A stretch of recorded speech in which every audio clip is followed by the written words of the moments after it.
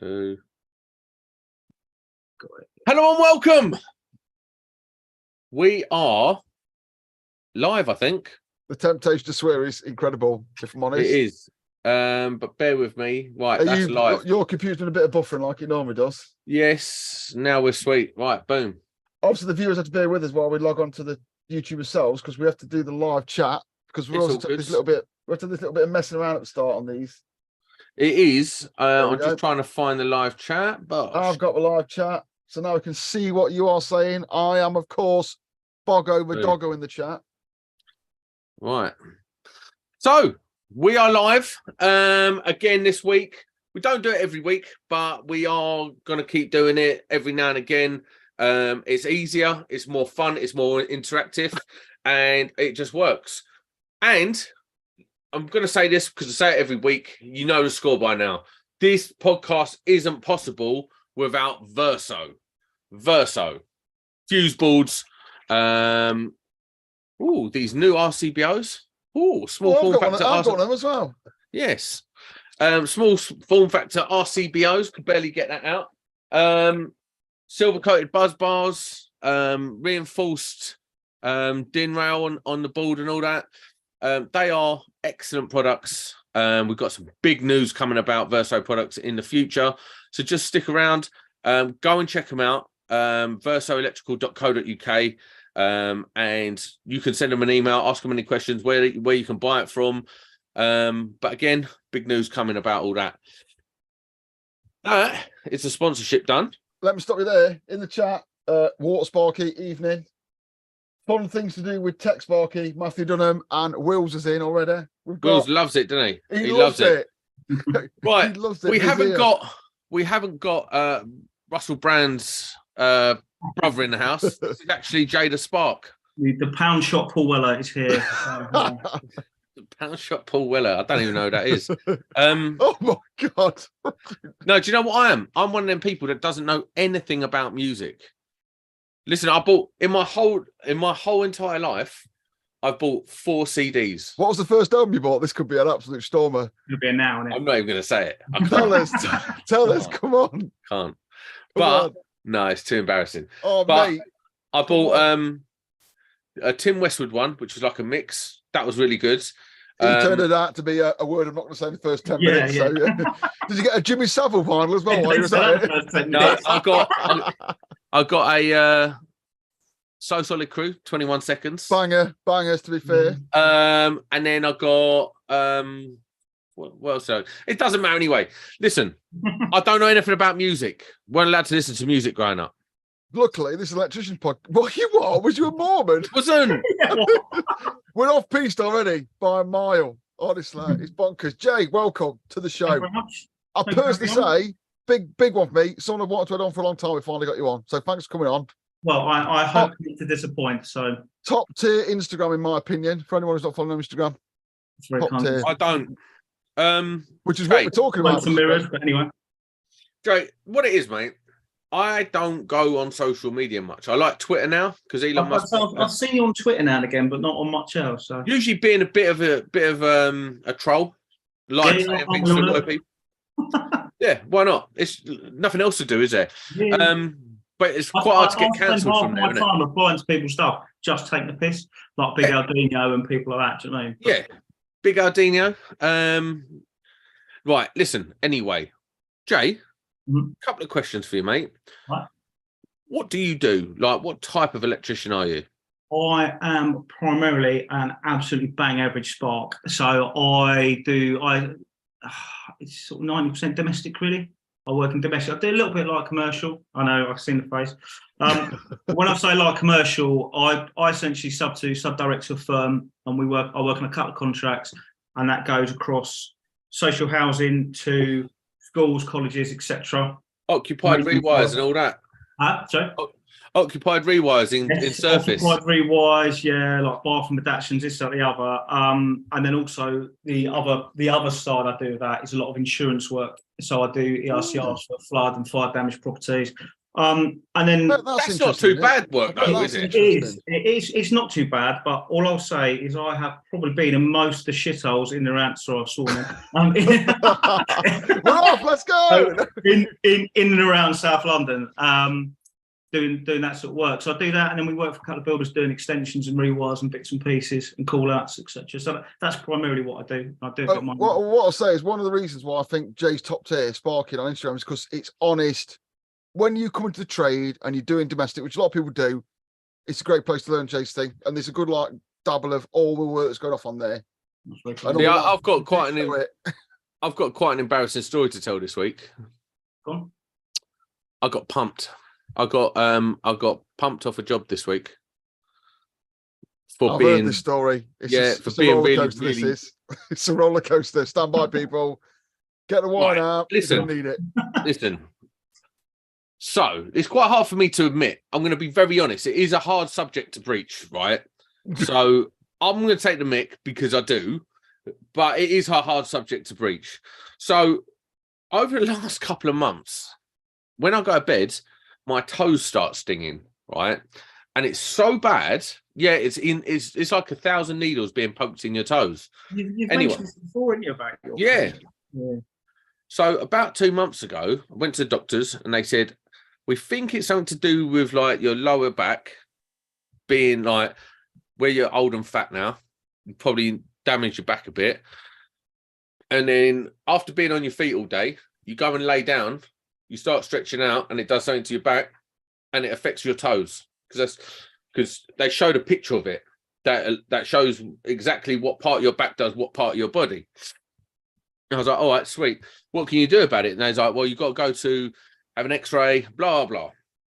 So they give me 2 drugs for the meantime.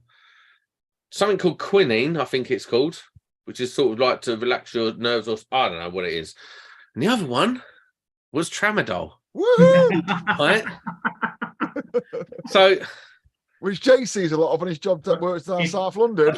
I remember a Frankie Ball thing which he did called Tramadol Night. So if it's anything like that, no, Tramadol is for this purpose of the story. Yeah, Tramadol is strong.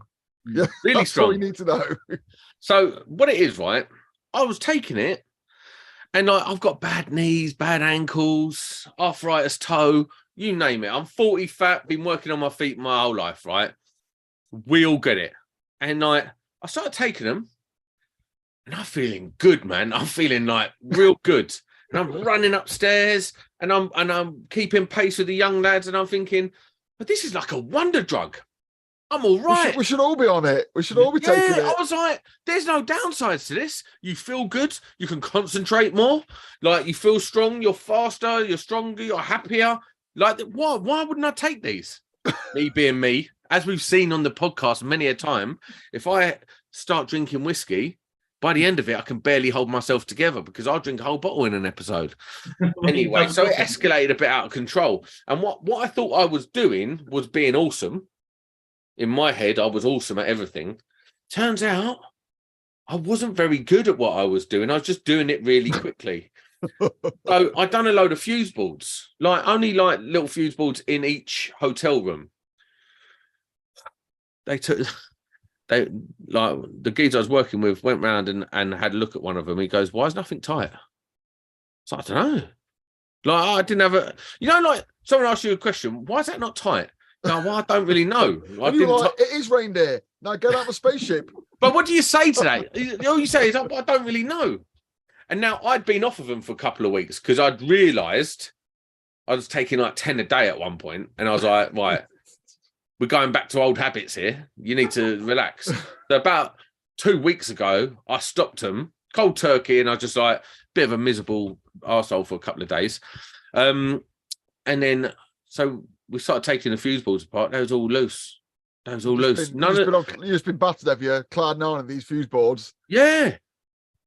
I said to my missus, she's like, listen, I'm really concerned about you taking these much tablets. I'm like, yeah, but it makes me better. I'm more loving, I'm stronger, I'm faster. I feel good. I feel like I could run through that wall. And she's like, yeah, but Sam's told me the story. And what I said to Sam was, if you look on the instructions for travel, it absolutely says right in the bottom, warning, do not operate fuse board installations because it'll make you shite. This reminds me of that bit in The Wolf of Wall Street, you know, when he thinks he's driving. Oh, yeah. When he's Oh, shame. Sam's told me the story already, obviously, to veto it for this podcast. And I told him another story about something that I'm not going to go into. It's just a bit, it's a bit too, it's not right for the start of the podcast. But one of the other ones I thought of once is I was best man when I was quite young, when I was 21. And obviously, when I was 21, I weren't really good at public speaking and things like that. You know what I mean? It weren't a skill I'd developed yet.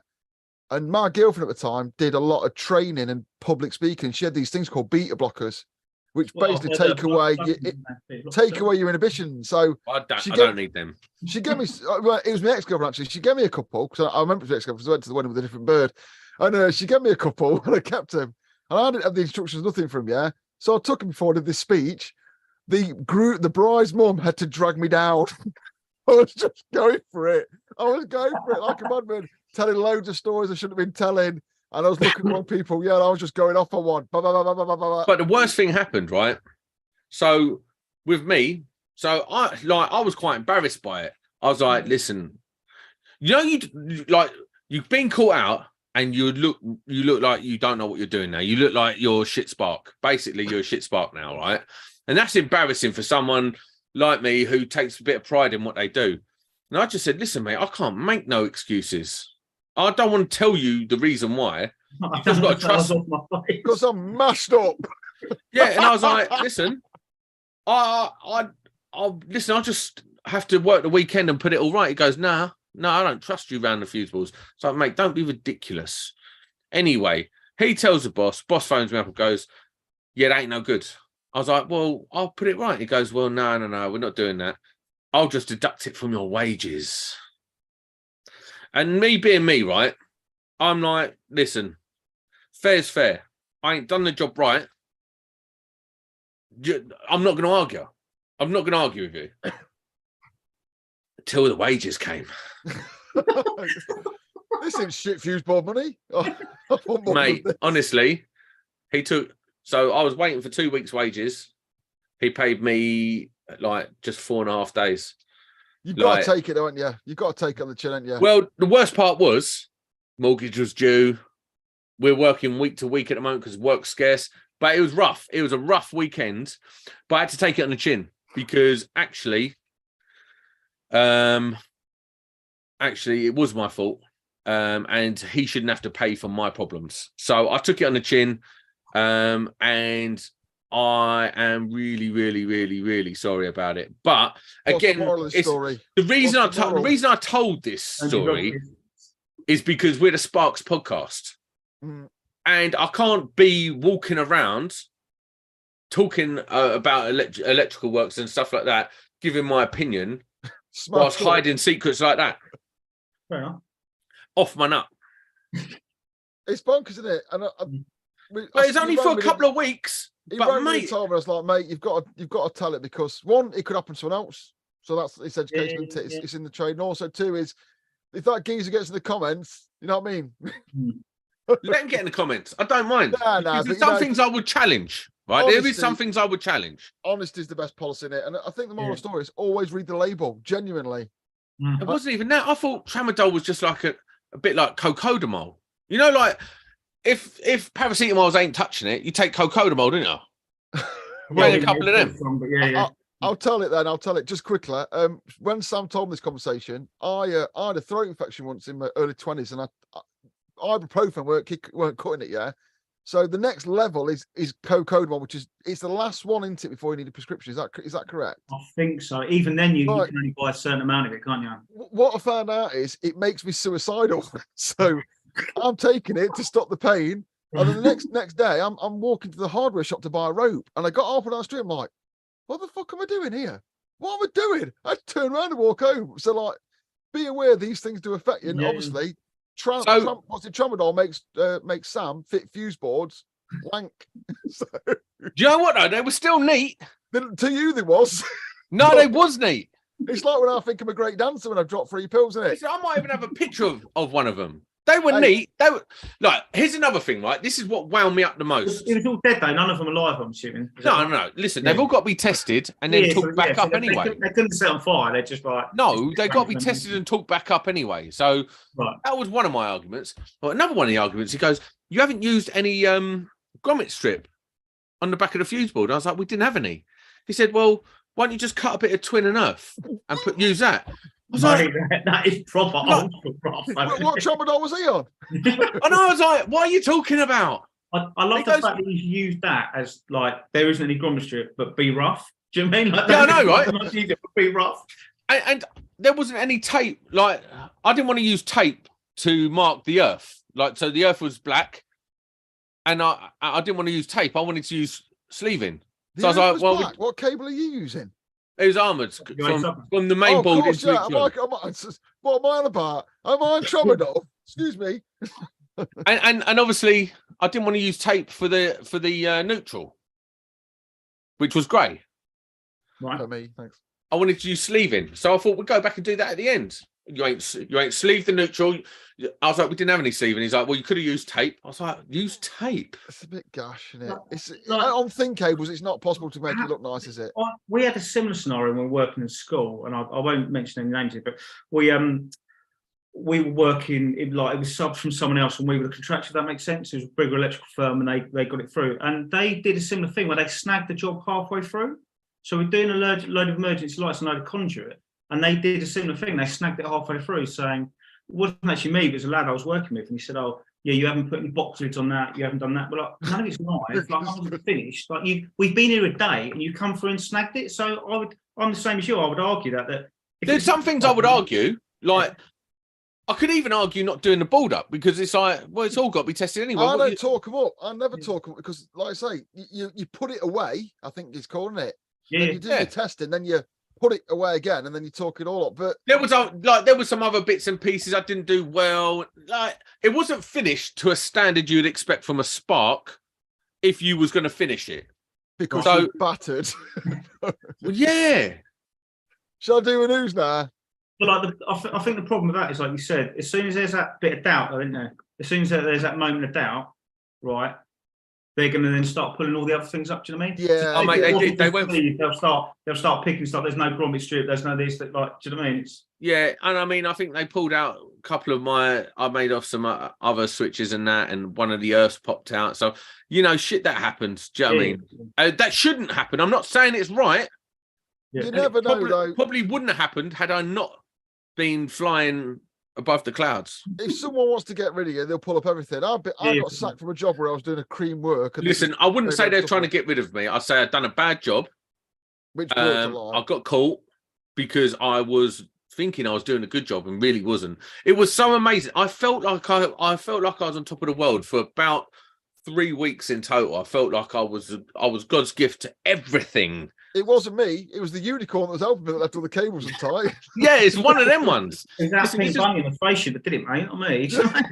I know, right? Oh, mate, it was mad. And like, I remember going in there one day and I was just like, I felt so good. I was like, it's stairs all day long. There's no lift or nothing. I'm running up the stairs and they're like, are you all right? I was like, yeah, good day. Yeah. It's like, but I thought it was the best thing that ever happened to me. Turns out you don't finish anything properly.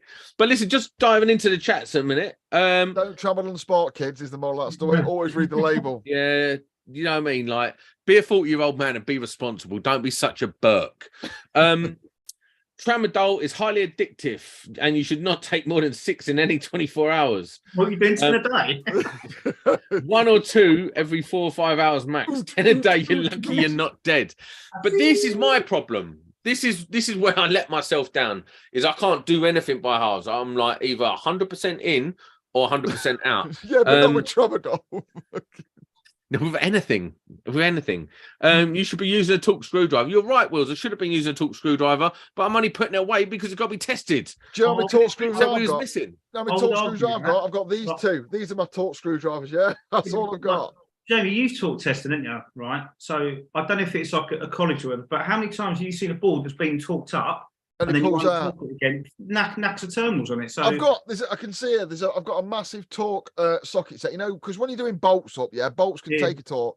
And I was arguing this one. I was talking about. I think I went to a do the other day with some of the Apprentice 1-to-1 people, and I was saying like 1 Newton meter is not a lot.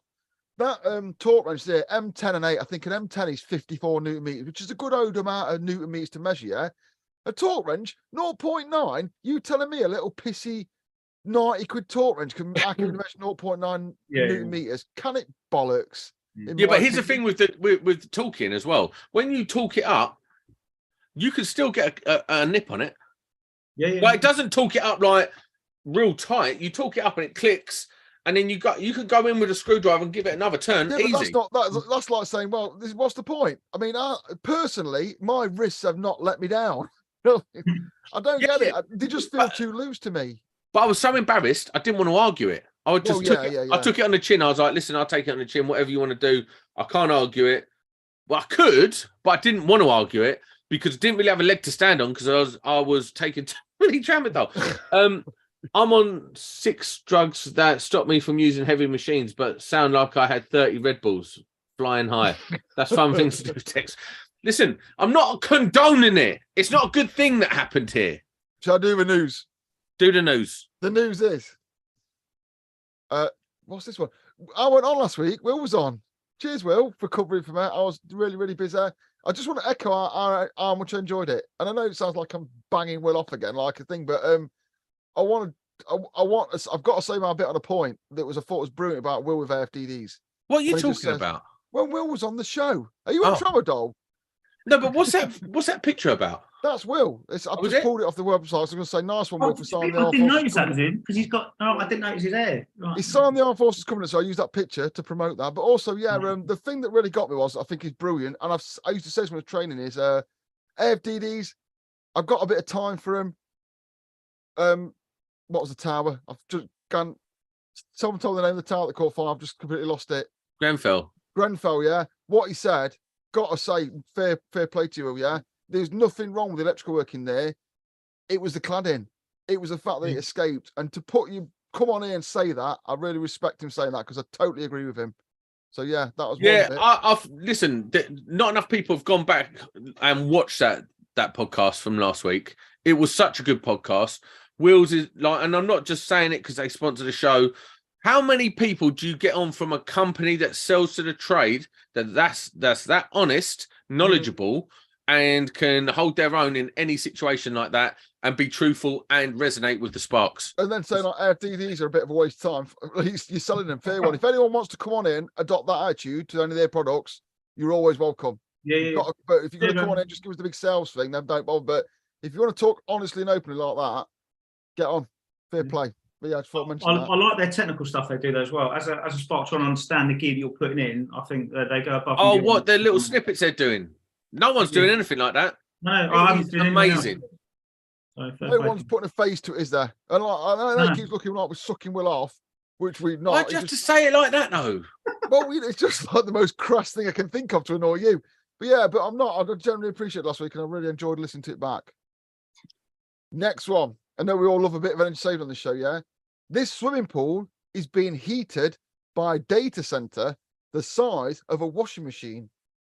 So all the energy that gets wasted running the internet, that's running this podcast now, it all goes for a data center they put in a pool, and it's the size of a washing machine, and it's heating the pool, and I think that is the future. Now, mind your heat pumps. Like, just get a little data center in your house, and it'll give you free heat because they want the... Did you know 97% of the energy put into a computer comes out as heat? That's interesting. Well, I've been working in data centers and server rooms, etc. I'm not fucking surprised. Yeah, they're roasting, but like, I mean, oh mate, tell me about it. Yeah, you've done a lot of work in data centers, haven't you? I remember you saying you. Yeah, I've done a fair bit in data centers. A good friend of mine actually is a CEO for a national data center company. So I've been able to get behind the scenes and look at some of the very cool stuff that they've got going on. Some of the stuff, like there's companies that install technology on these data centers now that are like top secret level. It's insane. It's insane security. You can't even get in. You're like, if you're not security cleared to the correct level and cleared by that company and cleared by the people's like the sensitive the data on the servers, people own that data to go into the data center. You can't even walk through their doors. This is the That's main how top problem with secret their stuff is. This is the main problem with this project is that it sounds great that you could divvy up the data centers between people's homes or buildings and use this, but you can't because the data in them is critical. But what these people do is rent them out for doing math calculations. So yeah, it's got a little idea. And then one, because I've been on about this one. Right, there's 2 coal-fired power stations in Nottingham. Retford. They've closed 2. There's Retford and Radcliffe, which is what the pictures relate to. The EDF have said, and the other one, which is Juniper, said next year they close them as planned. So they're going to close them next 6 weeks as planned. They're not going to hold them over the government, which says to me next year we're going to have problems because both of these power stations have been run this year to keep the grid on. So why would they close them if we're going to have a problem? Won't they put something else in place, like put a load more solar farms or a new turbine out at sea? No, because I've read something today. Interestingly, there was a point last year where 725 megawatts fell off the grid because it suddenly decided not to be windy. So yeah, I remember that. That's a lot. And these power stations closing, they've both been used this year to keep up what they call like the general, not the general electricity use. But EDF and Uniper said they're not going to open them next year. That the government are going to step in. But I was on this podcast saying how bad it's going to be this year. It hasn't been that bad, and I admit I was wrong. Mild weather. If it hadn't been mild, I'd have been right. Yeah, was it mild though? It's not been cold, was it? Working outside the whole winter, and I swear it was cold, man. I'm still not warm now. Yeah, but not cold, not like prolonged weeks. -4 for a lot of it. I remember going to work with -4, thinking, Jesus. But no, you're probably right. It was cold. It was cold, but it wasn't cold like load of snow and like frost every day. There weren't frosts every day, was there? If you're going to get battery and solar, this year's the year, because I think next winter, if we have a normal winter or a slightly harsh winter, going to be in trouble. Funny enough, I was talking to someone about this the other day about solar, and they were saying because the price hike of everything going up, the payback time is like halved. He was saying a lot of them selling on that, whereas sometimes it will take 16 years to see your money, depending on what you get, obviously, to get your money back. They're saying that they can almost half that now, and it'd be like 7 years, which a lot of people are actually looking at and going, well, do you know what? Like, it's a lot more affordable. It's funny you say that. My dad has just had it done. Well, he's having it done tomorrow. Right. So You're not doing it, are you? No. 12 panels. 12 panels. The inverter, I think like 5 kilowatts of storage power. Or battery storage. Better than no, isn't it? Yeah, so it feeds right. Okay, right. Or maybe 6. I can't remember. But 10.5. That's not bad. Installed. I'm buying my gear this year. I'm going to buy my inverter panels. I'm going to chuck them in my garden if I have to. You know what I mean? Because they're not going to the roof this year. I'm going to chuck them in the garden if I have to, because I suspect next winter we'll be eating each other for food. You know, it's going to be this is the thing. This is the thing I said to him. I said, I don't think it's going to get any cheaper than it is now. Like, I think the cost of materials and the installation is about as cheap as it's going to get. I don't think they're going to start mass producing it and it's all going to go down to like five grand. I think this is as cheap as it's getting. Have we like peak worth it? Is that a thing? That's what I'm trying to get at. Like, it's just worth it. It's just, you may as well, if you got 10 grand spare and you can afford to get it back over 5 to 10 years, which I appreciate not everyone, it's just peak worth it. It's just worth it. Yeah, you can afford it. Like, I think my dad's got some unrealistic expectations from the solar. Like, yes, yeah. Like, he's going to get a bill again now, does he? I think he just thinks it's going to be like, that's it, free gas and electric. I'm like, yeah, but what are you going to do? He goes, I'm going to run storage heaters. I was like, all right, mate. Oh, no, not going to happen. No, you're not. You might as well open your windows and let the heat in. Yeah, definitely. Yeah, that's just the easy way to let the heat in to your house. Stop it. But anyway, he thinks that's it. He's going to be off grid now. I might even cancel my electricity. I was like, stop it. It doesn't work like that, mate. I just want to say, right, no one's going off grid, right? You're not. I know people. There are people that do it, yeah. No one's going off grid unless you're spending 25, 30, 40 grand. Yeah. Because simple fact, listen, yeah, and the reason why the grid ain't going to, and this is a quick one, reason why the grid is not going to work off just wind turbines and solars, because you know the big spinning lumps of steel that are in power stations. We need those. They're called kinetic. They're just kinetic movement, yeah? Your house hasn't got any, and without it, you can't go off grid. It doesn't work. You can do it. I know you can do it. You can if you've got enough battery storage and you can store it for so long. It's insane, and you've got to worry about moving things when you're not moving things. So, yeah, don't So anyone who says, "Oh, you can go up actually, my friend's got a narrowboat." Oh, fuck mate, off. listen. Oh, I want to give someone a shout out this week. Oh, someone who piped up. And on that Oh. mad transition Oh, to the actual show. No, even though it's we're all 30 about. minutes in. No, he piped up. He piped up this week, right? What's his name? Right. Right. This Oh, is great. here it is. Airtime. Richard RS 400s. Ah. Another one of those EV zealots, right? I've never been more convinced now than in any other time that I don't think that EV, like everyone in the country could go EV, is viable right now. It's not. It's never Just going to not. be either. I don't think it's ever going to be viable, like in the next 10 years or so. But there's some people you say that's like saying your mum. You know when you're at school, you'd be like your mum, and now you got to fight. Yeah, it's not your like mum. a school now. Kids go, "Your dad's got a diesel car, wanker." You're like, Yeah, and all that sort of stuff. It's like I turn around to him like that Richard Llewellyn, you know Crichton from Red Dwarf, right? Yeah, and he said something about YouTube. He said something, and I said, I've never believed on Twitter. I said I believe now more than ever that everyone going full EV is impossible. This geezer pipes up and goes, "You're not very thin, articulate for a podcaster." I was like, "Why has that got to do with anything?" Anyway, I invited him on to debate us tonight. Well, to debate me tonight, live, unedited. Debate me on it.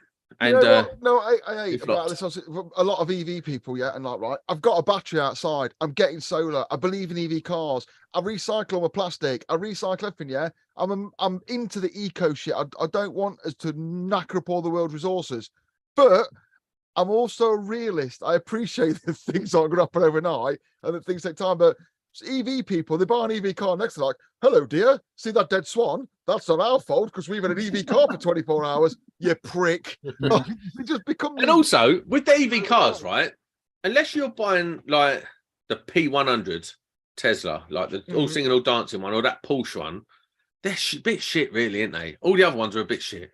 And also, a bit funny, but also like it works for if you so like city driving, right? Fine, I'll pick Artisan out here. I mean, it was a very poor. I know why he did it. He did it for YouTube purposes. It was sort of like a poor experiment because he tried to drive it 300. Oh, to Paris. But a van like loaded.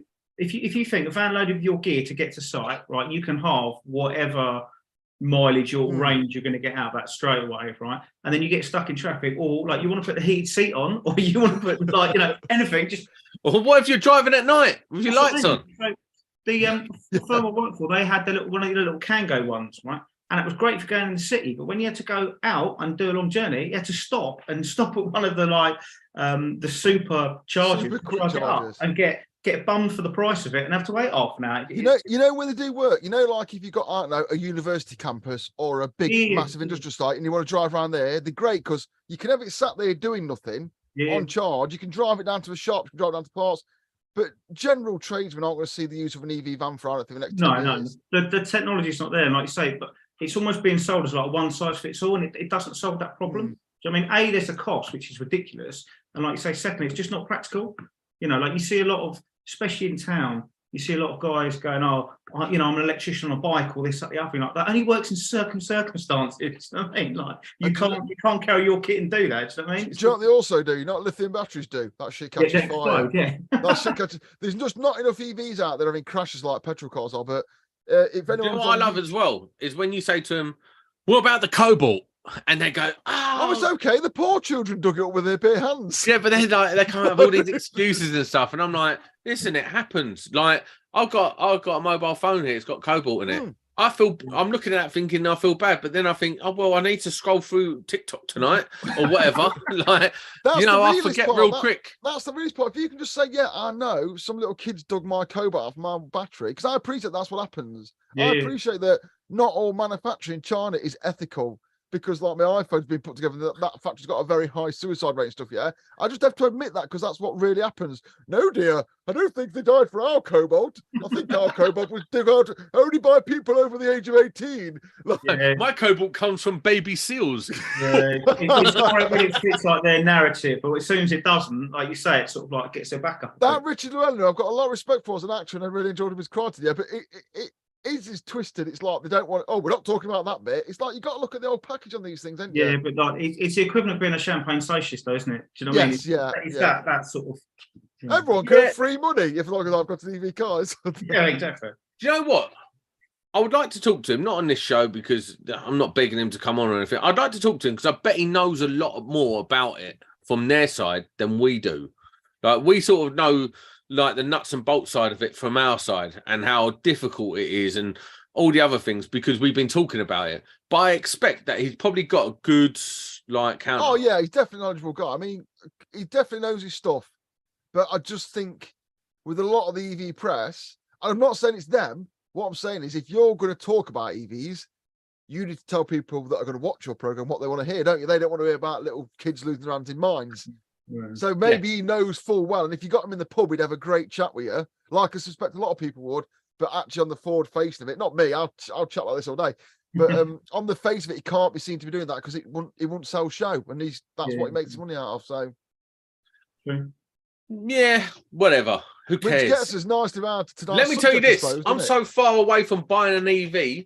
I'm so broke that I'm so far away from buying an EV. I couldn't care less. I still drive around in my 15-year-old RAV4 turbo diesel. You've got a RAV4? Care less. Are you a mobile hairdresser?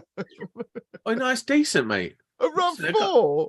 Listen, oh, I really? can drive through the desert and that and come out the other side. What are you going to drive in your shitty old transit van? I've got a brand spanking new transit van actually since I've been in this podcast. I missed a big style. Are we going to talk about a subject tonight? Well, it's a boring subject, if you ask me. It's not. It's not. Well, you're boring. We're going to talk about social media. Well, we talked about it before. We're going to review social media, I think, is what we're going to do. Now, I'll put my bit forward. I like Instagram. I think it's a brilliant platform. Yeah. What are the other opinions in the room? It's my favourite. It's the only one I'm really on. Like I know you don't like TikTok because you're it's like full of Chinese people by China, right? I get that. I've got an account. I don't post a lot. I'm more like a viewer. I just think Instagram's got. Listen, I've got into Instagram this week for this. Right, I've been watching the reels. Yeah, I go through and I watch reels and the memes. Some of the memes are hilarious. Like the meme reels are so funny. Like I've been addicted to them. But everything else, there's way too many ads on it, first of all. Mind you, hang on. I'm talking like pure Sparky space now. No, wait a minute. Is that what you're on about as well? I just want to clarify. Is that what you're on as well? And then, but there's too many adverts. You go through the stories, you get about 15 adverts. And the adverts ain't just like one advert, and then you can quickly scroll through it. You've got like, you know, they have the little bar at the top, and you've got like 15 bars to go through before you get to the next story, which is a half-naked female electrician. Which, listen, is what it is, right? More power to them for doing that. But it's just like, there's so many accounts like it now. It's just, I don't know what to say. I don't know what, like, and my wife looks over my shoulder and goes, "Who's that?" And I'm like, there is that bit of that. Come up, man, chill. What I do like about it, though, one of the things I like is, you know, on YouTube, on Facebook, it's a cesspit of Sparky slagging each other off. Mate, so that, like, electrician community, for example, is like the worst place. Yeah. You put a job on there for £30 an hour. Yeah. Like, no, £400 a day for 4 hours work. Well, that's what I usually get. It's my minimum. That's my minimum. That's a shit job. Yeah, straight away, everyone's on like £5,000 a day. Like, yeah. Literally, even I pay my labourers. Do you know what I mean? Like £300 or whatever a day. Do you know what I mean? And you can put up. And you said it before, you can put up like the best job, right? So, say for example, you've got like a plant room, right? You had all the time in the world to do it. It could be absolutely A1. Gold-plated conduits. Someone will pick fault it. Do you know what I mean? And like rip it and be like, "Oh, if you were on there, you get sacked." Do you know what I mean? I'd never have you on my firm. This, that, the other. It's just like that, unfortunately. But I don't know what those people get from that power trip thing. No, I don't. But what I'm saying, what I was getting at is everyone agrees. No one doesn't agree with when I say that comment. No one doesn't agree. Yeah. What I'm saying is, if you want to go on Instagram and open your gob, because it's picture-based and video-based, you have got to have some of your work on there. Otherwise, you won't get taken seriously. So that's why I like it, because everyone who's on there is showing what they're doing and how they're doing it. So that gives it a certain amount of, I don't know, it gives you a certain amount of... Again, ain't no one putting up their crap work, are they? Like, no, that's what I'm saying. Jay, I'm not putting up one of my fuse boards on there. Well, not one of the ones doing Tramadol, but what I'm saying is, like, people like Kimmer doing Kim is there all day doing EICR show and Ash doing them. Jay's doing stuff that he actually does, like what we call genuine electrical work. I'm on there talking shit about shit I've got on work that day. And I follow people like that as well. And it's, and you can get someone to go, this guy or this girl, yeah, they're crap. Don't follow them anymore. And it's if you get the right people, I think it's a really good educational resource learning. I think you're probably right. For that. I think you're probably right in terms of in the early days, people wanted to get that holy grail of followers because the more followers you get, it unlocks certain things. Well, it used to unlock certain things that allowed you to be more influential. And then the golden number, I think, was 16,000. If you got 16,000, it unlocked everything and you're sweet. That so many years ago, there was a group of people, a group of Sparkies. Some are still on there now. I'm not going to drop any names, but there were some people who were paying for follows, so they could. But it's obvious, but yeah, go on. But there was a lot. There was a load of people got caught out for it, and they got called out and they left the platform and all that. And they weren't bad sparks. They weren't anything. They weren't trying to be anything other than just like positive people on there. But they bought the views, and instantly that ruined your credibility. Why? So Why? that was a massive problem. And I think what you have, and so everyone was following everyone. So on one of my accounts, it's got like I'm following 3,000 people. Not possible. And you can't unfollow them. Like you can only unfollow about 100 a day. And I just don't like you. And you think, and then you start unfollowing people. And they start messaging you, going, "Why have you unfollowed me?" You what? Yeah, well, and you're like, "Listen, it's not personal. I'm just trying to reduce." How do you find it? How do you find it as a medium? Because that's how I got talking to you in it. Yeah. We became internet friends over this medium. Internet friends. Which I'll hark back. Funnily enough, the first thing I saw about Jamie was that video you did about, if you want to change the light in your house. And I remember. I remember watching it, and at the time thinking, why is this fucking prick doing DIY videos? Like, I really like, because you see the beginning of it, and I was like, I was thinking to myself, this is the sort of guy that fucking ruins it for everyone. And it's right at the end where you go, get a fucking electrician in. Which is, I was like, okay. I've done 3 videos like that now, mate. Yeah. Totally so made up for that. And I had some guy on Facebook give me fucking hell. Well, I bet they didn't watch all the way through. I bet they watched. And then when he didn't, and then start messaging really... this fucking prick. Stop telling people like DIYs how to do their work. You're losing all the people that call out. And... He sent me like a page of messages. You're a fucking dick and all this. I was like, have you watched to the end? And then about a day later, he says, mate, I'm really sorry. I was like, oh, I fear one. Well, obviously, I watched it till the end. I was like, oh, fair play. So I totally got it. But as a medium, I really like it. And I don't know if you guys are the same, but there are people, I think you said it before, Jamie, like there's only a certain, I'm not like grading people, there's only certain sparks that watch this. There are some sparks who'll go to work, they turn up, they do the job, and they switch off when they leave, and that's it. Same with the people that watch this podcast. This is the 10% of sparkers who watch this. Yeah, and I work with people like that, it's great, but also there are people you can engage with. So there are people like yourself I speak to, like Big Aldino, Bristol Sparky, there are others like Will's, etc. Like guys that you can ask advice and this and the other. I've got this job coming up, I didn't know about this, and products, by the way, stuff like Burst and this and the other. So I really like it for that, and I like when you see people that do. I try and show real world sparking, I show the good stuff and the bad because I think that's kind of real life. There's a lot it's just polished. Look at my clean tools, do you know what I mean? And don't really show any work and this and the other. But you get that across any platform. I really enjoy it for that. But there is a lot of, it seems to be like a trend where people want to be influencers. And like, of course they do. And when you hear that phrase, YouTube Sparky. Now, if that's not against, because I watch a lot of them, but I would be upset with that. I'd be like, I happen to be an electrician that does YouTube. I'm not a YouTube spark. Do you know what I mean? Whereas you're an electrician that shows your work, not an Instagram spark. But that's one of the secrets I find on Instagram is, and I don't want to get upset with this here, I follow 100. I do not allow myself to follow more than 100 people. And regularly on my Instagram, I'll get rid of people for a bit and I'll follow other people. But there are some staples on there that I follow all the time because I enjoy the content and that. Yeah. Obviously, you can't. Some people are following. If you follow 1,000 people, I'd say it's a professional account. You can't be looking at that many people, or you can unfollow them, can't you? But I find it really good resource if you tune it to what you want to see. Yeah, I agree. Here's some of my bad work. Look, as you can see, that has not got any thingy on it, and that hasn't got any tape on it. It looks like an American fuse board from that picture.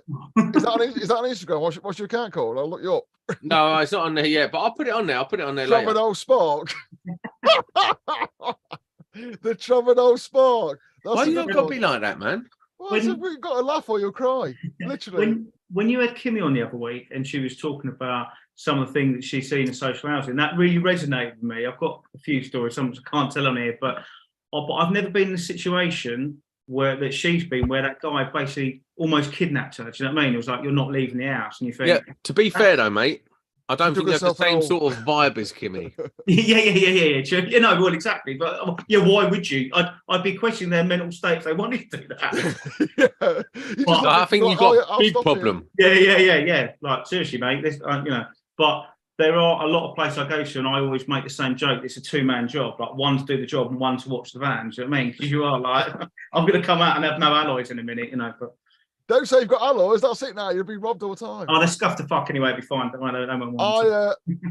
I socialised. The Kimmy one did me. I've got to admit, and I've got a lot of time for them to do socialising that because I might have been laughing, but some of the points on that podcast, I was like, what the hell?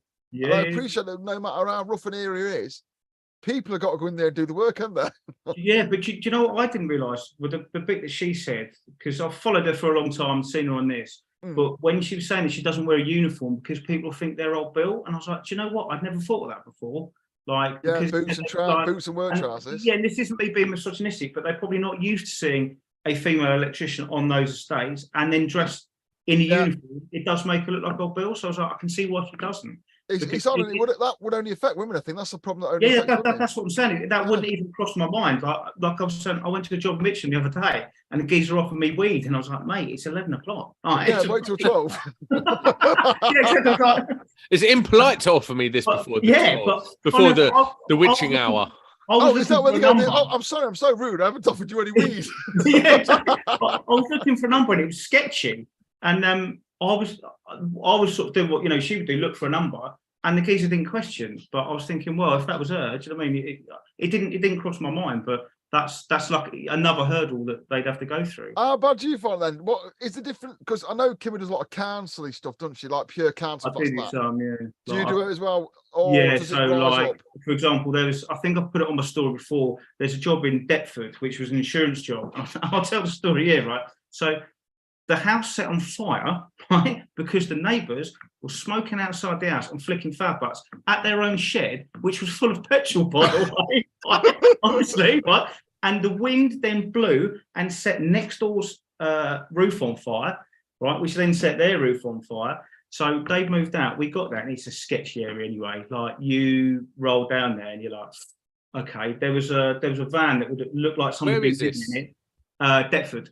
Oh. Right, and had already been broken into, and it's like, so anyway, parked up next to it, getting a job, and it looked like a squat anyway. So it had a fire. We were down to basically rewire the top floor of it, and in the meantime, we went back to finish first fixing it, and it'd been absolutely tipping it down with rain, and there was scaffold around because they'd been doing the roof, and I'm going, God, like, if they put the gutter in right now and I've not connected it, because I can really hear it coming down, and I've opened the door, and there's a flood inside, and I'm like, fucking hell, what's going on here? And there's about 3 inches of water on the floor. I've got in, and I've gone in the kitchen, and there's the copper pipe is bent, the water main is bent in two, pissing out everywhere. Turned it off at the stopcock, looked, and where the toilet window is, someone had smashed it and got in because they thought it's a building site or nick tools. Realised there was, ironically, there was plasterboard and plaster in there, which had just been sucked up by it in the water that was there, right? So they decided to nick the copper. They didn't realise the copper was live and flooded the place, right? And that's happened twice. In the same, like, that's how rough that is.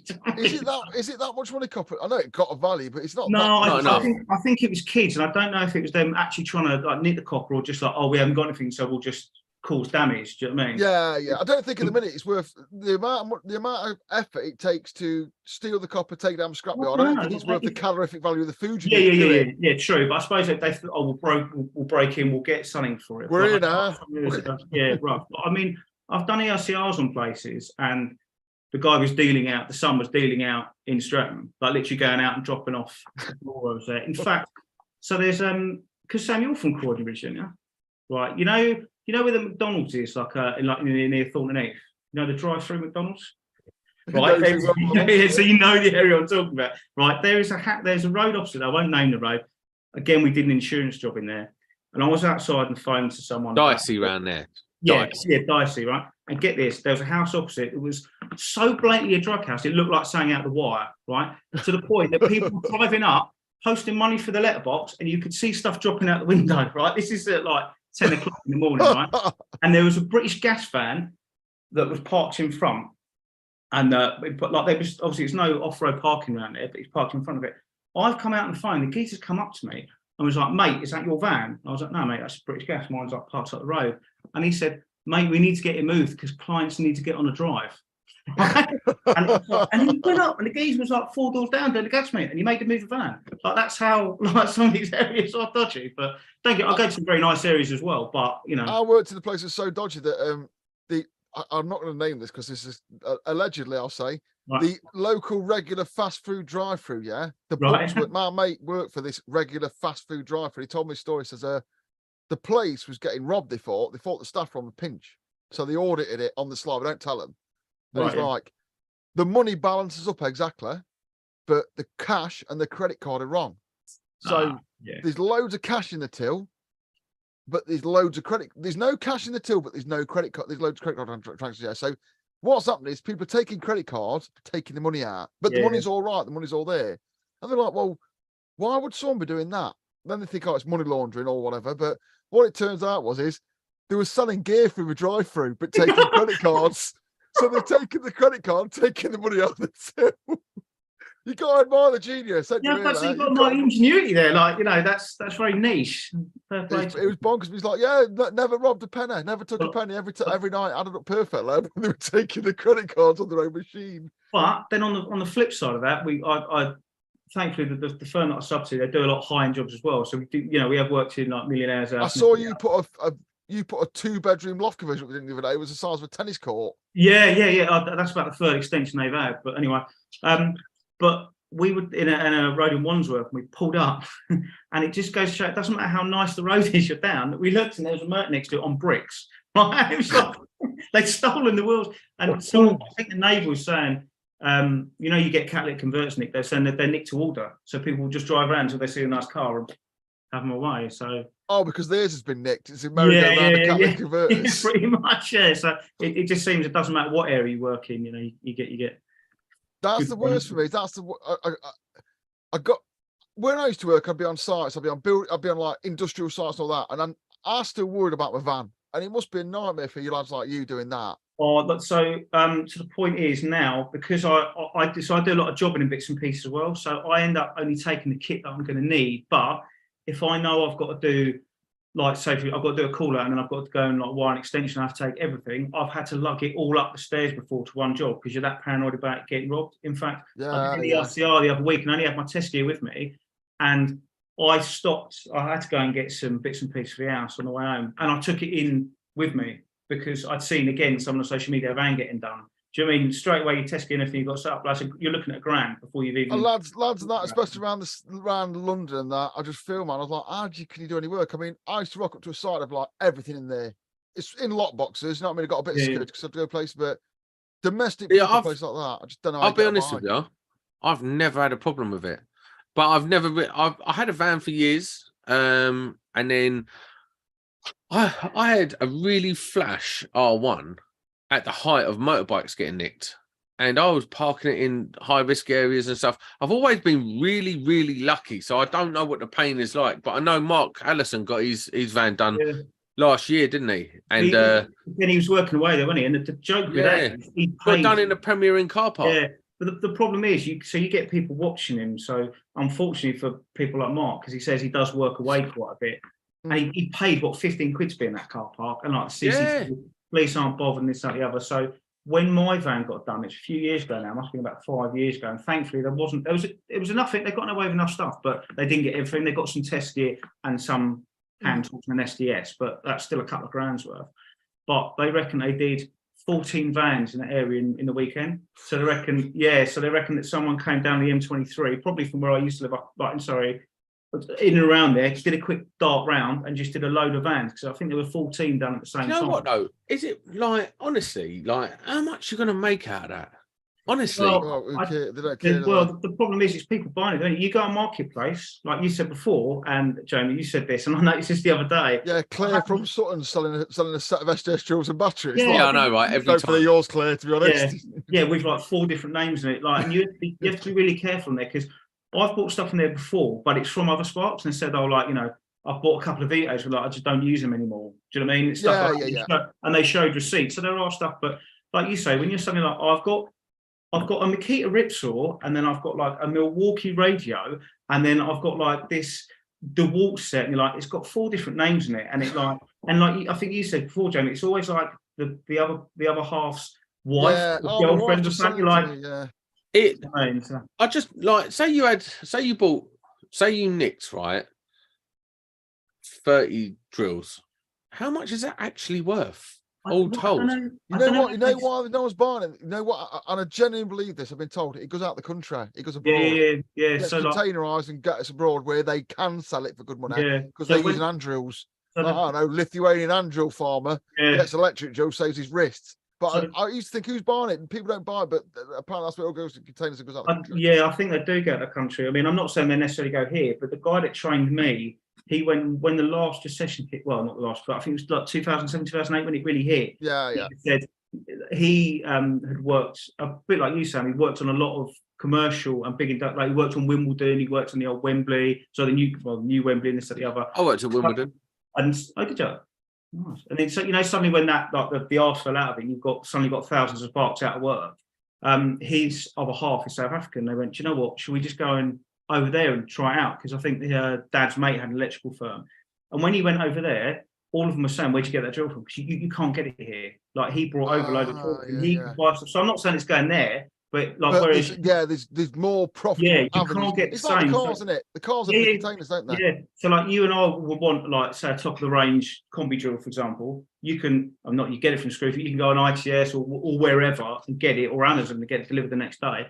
It's a lot more difficult. So when he left there and came back over here, he sold all his drills to them, and like he basically got what he paid for them because they can't get hold of them, you know. Wow. So maybe I'll start off up South African drillshop.com. Yeah, mate. I mean, we're going back a long time now, but like good 10 years. But that might be part of it. But like, I mean, Sam, you said you've never been done, but the firm that I sub to, there's always in and around about 8 lads, and I think everyone's been done. One of them got done twice. It's very sad because it's gut wrenching, isn't it? One, damage to the motor, that's gut wrenching because it's your pride and joy. When you're driving around in a van, it's everything. Second of all, you can't work. Third of all, you've got to replace some of them tools you're never going to replace. Little tools that you've kind of half made yourself or made for you. I genuinely mean it, mate.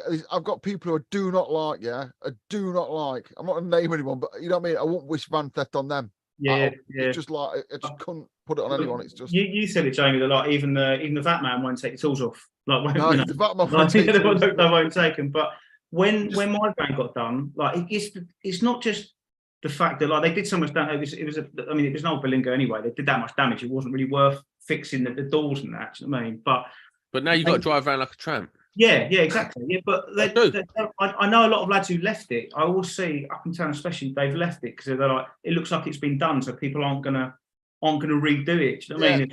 It's a double blag. But they took a DeWalt box and it had literally every size of hole saw you can imagine. Oh, right? That's just so annoying. Yeah, and like all the drill bits, and I went to go out and cut some downlights, and I felt like I had to do it with a fucking pad saw because I literally went to plan what, like in the 90s? Yeah, Jesus Christ. Like cutting out 6 downlights in Celotex with a pad saw. You just want to cry. Oh yeah, and that day you want a 59mm one. It's just it. Yeah, it was all those little bits and like the little flexible heads and like stuff in like an HSS bit. Like, a few months ago, I saw a guy with a ratchet strapped around his side door on a job I was on. I went, "Oh, did you get it done?" He went, "No. But it looks like I've done it." Like you gravity bastard. So I just want to go to a few comments in the chat. We've got Sean Dempsey. So Sam and Jamie, what's your opinion of me? Not too sure. Don't really follow anyone. I don't know what the question. Oh, I don't think I follow you on Instagram. Sean from Instagram. What's also, Sean says, I watched this to learn and improve my knowledge. Well, you're watching the wrong podcast, bro. Well, no, you're not, though, are you? Because you're not. You are. I mean, I'm not going to come on in and tell you how to wire a plug, but what I'm saying is this: we talk about the industry, and if you want to get into the industry, you have to immerse yourself in it. So yeah, if I don't, I will help anyone on Instagram that wants to help themselves. Whatever. I will, Right, though. Richard That's posted, Cockerline. That's a name, isn't it? Cockerline. Shit. Only the best watch and listen to this podcast. Well, you're right, and sorry for mocking your name. Change your tune now, isn't it? Massively backtrack. It's like when he called you Jarvis Cockajay on the Christmas special. I wish I was that tall and I wish I was that svelte. Sadly, I'm neither. Yeah, but listen, we need to address this. What is going on with the Barnet, mate? Britpop in it, sure. Well, yeah. Well, so two things. I used to play in a band many moons ago, and I wanted to look the part. And I'm now 40, so being able to have hair at 40, I know we're all 40 here, but being able to, you've got to use it until you lose it. So that's Fair one. It is annoying because you do get recognised a lot. Like if you go and do a job and people are like, "Oh, you've been here before," and I don't think so. No, you definitely have.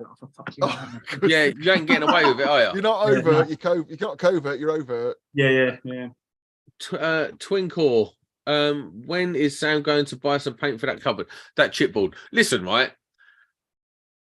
I do have plans. It's just I've got to do the house up first. I've had this conversation. I've got to do the house up first. My house is first, and then I'll get to this. I don't have any time to do. I was thinking about this the other day, right? And I'll see if we can do this. Hang on. Look, I've built a little set, but in reality, look, I'm just sat in my garage. So it doesn't take a lot. I thought, why can't Sam just do something? Because I'm just sat in the garage, yeah. But then I thought the only constant on this show you've been through presenters, you've been through different times, we've done different things. The only constant to this show that always pins it down the realm of the earth and the universe is the fact that Sam is in his chipboard covered shed. Yeah, so we have to accept what it is. Just so as people are aware, and sorry for the listeners here. Look, this is my shed, right? No, you get sold up. Look up, make him look up. He's got a fucking crossbow up there. Look, this is a garden shed. Look, there's a samurai sword down there. Yeah, listen, this is my garden shed, right? Look, there's my daughter's little table down there.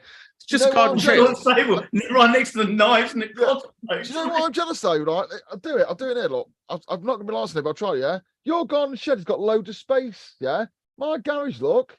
It's fucking full of shit. Yeah, but you're a hoarder. I don't play like that. With that much space. I'm not a hoarder. This is just stuff I need. How can you have a shed with that much space in it? Is all this lawnmower outside or what? Listen, the wife's always saying, "Oh, we need to put stuff in your shed." No. No. The thing is, where my knife collection goes.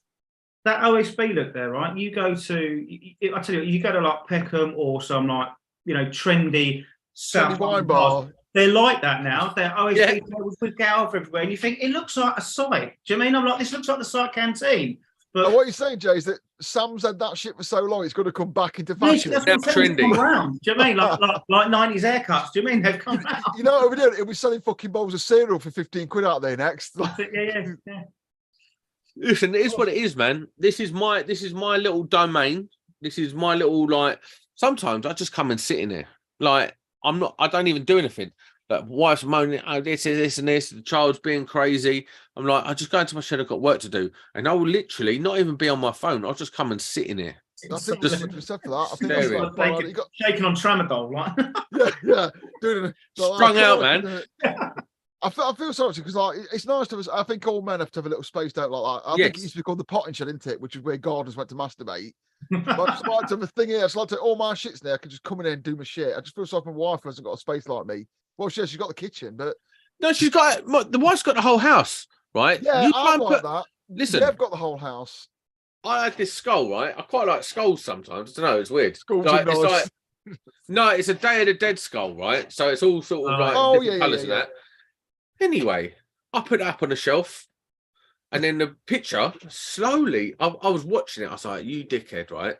Slowly slides in front of it, and now there's a picture in front of it. It's because she don't like it, yeah. So I don't get to have anything in my house. So the shed is mine. You don't get to say nothing about this shed. If I wanted, is it with women that don't want knives all up the walls? What's fucking wrong with crossbows? Put the crossbow on the ceiling. Come the zombie apocalypse, you'll feel stupid, duck. Although having said that, I did a ball change in Mitcham not too long ago, and the woman had a machete literally right by the door, and it fell out as I was doing the ball change, and I was like, Nice.